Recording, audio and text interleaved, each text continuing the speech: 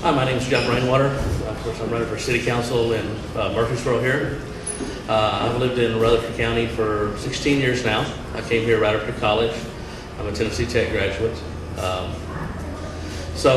originally from Tennessee. I've lived here my whole life. I'm a blue-collar kid from West Tennessee. And I moved to Murfreesboro for a job. And I've stayed here ever since, once I left college, because I like this community. I've grown to like this community, even though I've worked most of my career in other counties. I've made my home here with my wife and daughter, and I have a passion to make this city great. I think we have an opportunity now to have a city that is good. We're growing. We have a lot of growth potential. We have to be very careful now as we grow. We do it responsibly, and that's one of the things that we need to be very careful how we plan our future. We need to be careful not to leave our children in a large amount of debt as we do grow. And also we need to be very cognizant of people's property rights as we grow and think about things such as parks and eminent domain and other things like that. But the main thing is, I think we need to bolster the growth in our community. We need to try to recruit many more white-collar jobs in our community. We've done a very successful job on the blue-collar side. We got some good starter jobs. We've recently recruited one company with both corporate and manufacturing jobs, so we got a very bright future coming up. But as we plan ahead, I would like to be representative and put forth a nice, conservative, very fiscal, responsibly growth plan for the community. My background is I have a degree in accounting. I've spent my entire career in the healthcare industry and cost containment companies, so I've met a lot of challenges there and meet a lot more today. I've done a lot of budgeting and planning for these corporations, and I would appreciate your vote. Thank you. Can I turn this down a little bit? I think I'm good. I'm good. Thank you. Well, for you all that don't know me, I am Lisa Ducroll. Just to give you a little background about me so that you know something about me. I moved to Murfreesboro when I was 10 years old. I too come from a very hard-working family. My dad was a door-to-door vacuum cleaner salesman. I'm very proud. My dad worked hard and he instilled those values in me. My dad wasn't only a door-to-door vacuum cleaner salesman with a minimum amount of education. He was number 2 in the nation with electric lugs. So when I tell you I have seen my dad work until he had holes in his shoes, there it is. And that's what I know. I love Murfreesboro. I knew it the day I moved here. I formed friendships that I still hold dear to me today. I have one brother. My mom, too, is a hard-working woman. She cut hair. My brother installs floors, works hard every day. During what we call the recession, he didn't miss a beat because the people of this community knew what he had to offer. So with all of that, I have some good roots. Just great. I couldn't change a thing. My husband Jeff and I, together, we have 3 children. I had 2 boys I brought into the marriage. He had 1 girl. Perfect mix. I also have 6 grandchildren. Can you believe it? Well, I started working at the county clerk's office when I was 24 years old. I worked there 7 years and 11 months. So when I run, I actually say I worked there for 7 years. Can't get caught in something that isn't true. Can't run on 8 years. But anyway, when I was in my 20s, I knew one day I was going to run for the county clerk's position. I worked in the motor vehicle division. I was the first girl that you saw when you came in. I loved my job. I loved helping people. I loved keeping up with the laws. Well, I left there to pursue other things. I went to barber college. I'm a master barber. Did y'all know that? But I can tell you, I don't like doing hair. I don't like it. I don't do it. But while I was doing that, I went into competition. I brought home first place for the state of Tennessee, so I can cut hair. I just don't want to. I don't like it. I continued on. I became a realtor, a successful realtor, a businesswoman. I loved it as well. And when I saw the opportunity was right, I decided it was my turn to run for county clerk, and that's exactly what I've done. I enjoyed it, what I've done since I've been there. I've seen changes that needed to be made, and I've stood firm and I've changed them.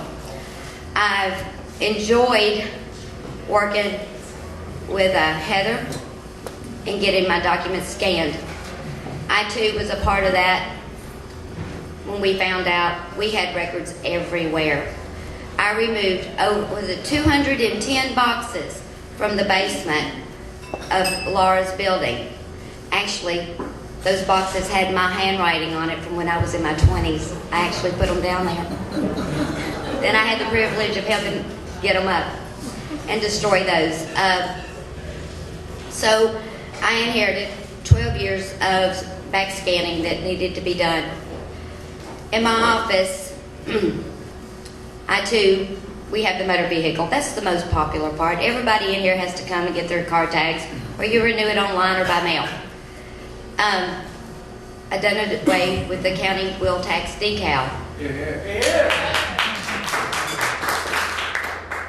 When I introduced that, it was at a savings of $13,000 per year.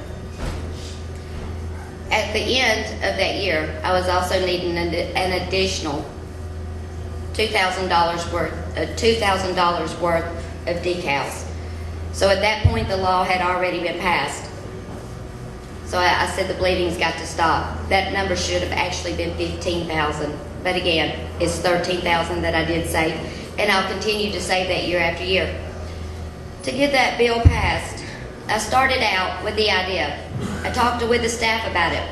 We came up with a plan as an office on how we would do this. It's such a time-consuming thing, keeping up with the inventory, stapling, just everything that goes along with it. So I introduced it to one of our representatives, and he agreed to carry it for me. Well, with that, we found out that we needed to amend our private acts. So I worked with CTAS, which, by the way, when I use CTAS attorney, it doesn't cost the county any money, right? Yay! Yeah. But anyway, so I used the CTAS attorney, and they drew up all the documentation. Well, when it got to Capitol Hill, come to find out there was a conflict with the Public Act. That the Public Act actually stated that in order for us to collect a wheel tax fee, we also had to issue a decal. Well, I started getting the phone calls. Do you want to move forward? Do you want to move forward? And I said, of course I want to move forward. And we stuck to our guns. And with that, we changed Public Act for the state of Tennessee that all counties can now collect a wheel tax fee and not have to issue a decal.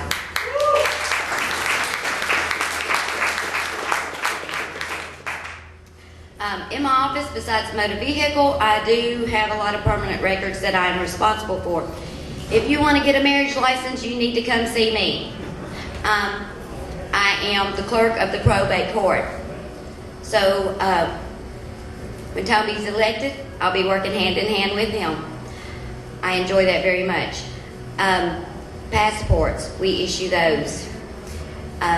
Business license, we also handle that. Notaries, that's where you come to apply. And very importantly, I am also the clerk of the county commission. So I'm not a recording. I'm not on TV all the time. Some people actually thought I was a recording until they came and attended. But with all that being said, is my time almost up? I can speak. But anyway, I am running for re-election as your county clerk, and I sure would appreciate your vote. Thank you.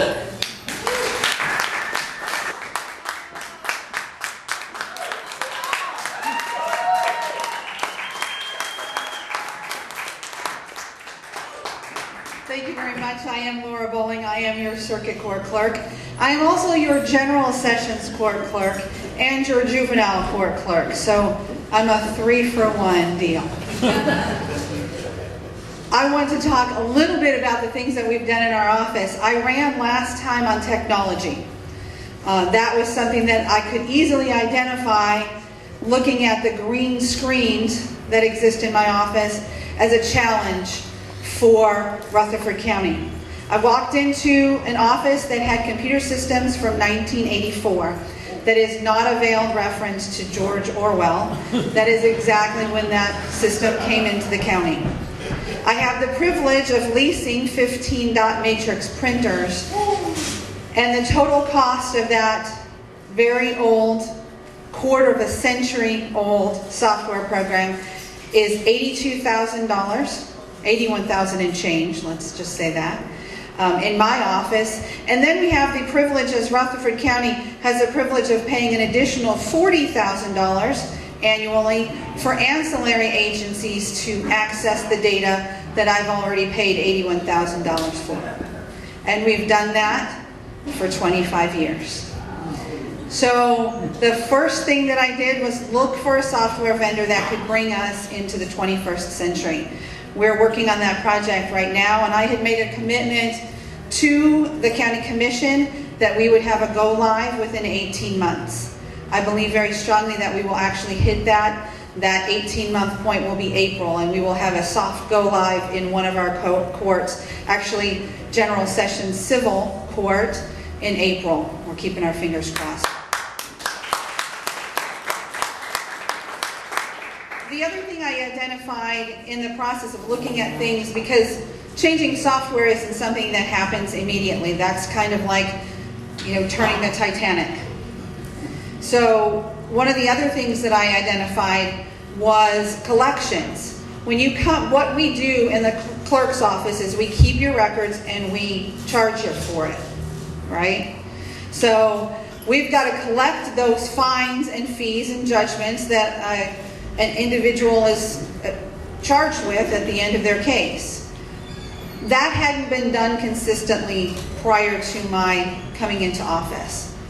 And what happens when you don't do that consistently is that after 10 years, they become no longer collectible. I can't take action to collect on money that's over 10 years old. So if you want to just come in and pay it, they'll take your money. And we do have people come in and pay old debt.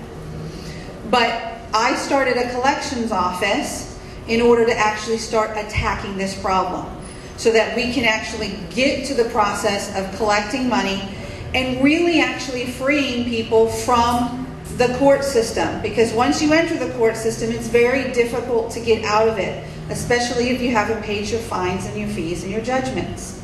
So we have a collections office that we started in mid-2011, and since that point we have collected over $1 million of outstanding court costs. And we're very excited about what that means for the county, because now we actually have a way to attack that debt, but we also have a way to help people get out of the legal system, so they're not circling continually back in that system. I'm very, very excited about what we're doing on this paperless project. It's very important for us to go forward, and we talked about this today as we were talking about some of the other issues that are facing the state in our different associations. Our new software system will shut the front door. We won't be creating more paper going forward, so we won't have continuing storage problems. But we've got to shut the back door as well. And that's what this records management project that we're working on together in concert with one another does. And it's been a real challenge for my staff, some of whom have been there even longer than the software, to really embrace the technology. But what's really exciting is to see some of those people who have been there more than 30 years, they're now scanning minute books instead of creating new minute books. And just to create 1 minute book is $125 to create one. I have 1,200 minute books that have been created in the past.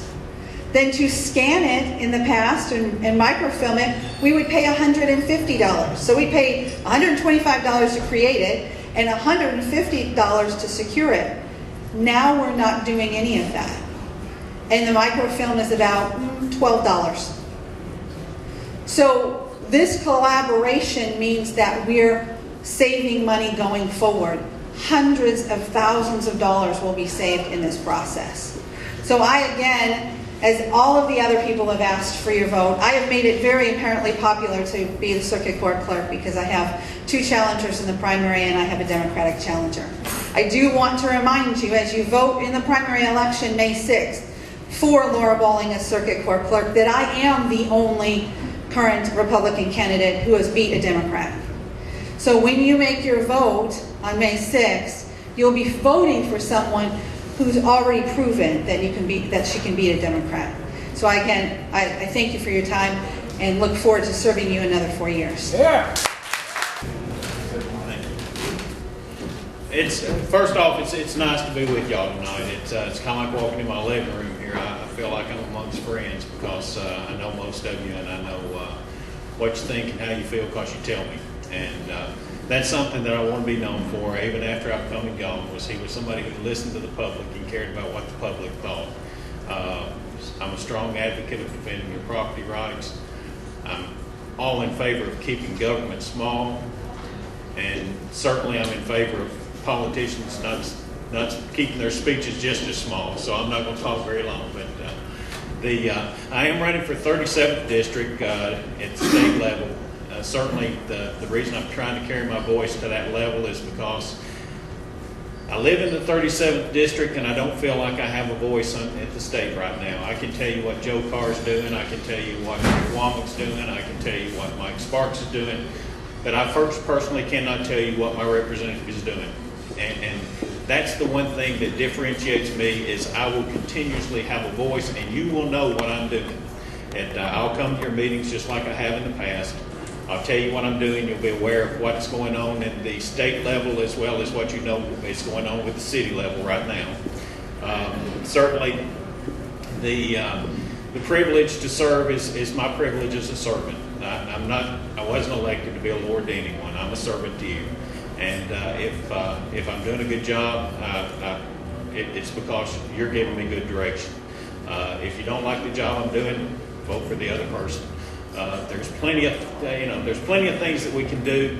Public service is just one of the things that those people who've come up before me tonight have volunteered to do. Very few of us do it for the money. Certainly at the city council level and the state representative level, you're not in it for the money, but you're doing it because you care about people. You have these people at heart. You care about them. You want to leave behind a better city, a better county, a better state than what we inherited. And it's an honor to be with you tonight. If there's anything I can do to help you, see me after the meeting. Thank you.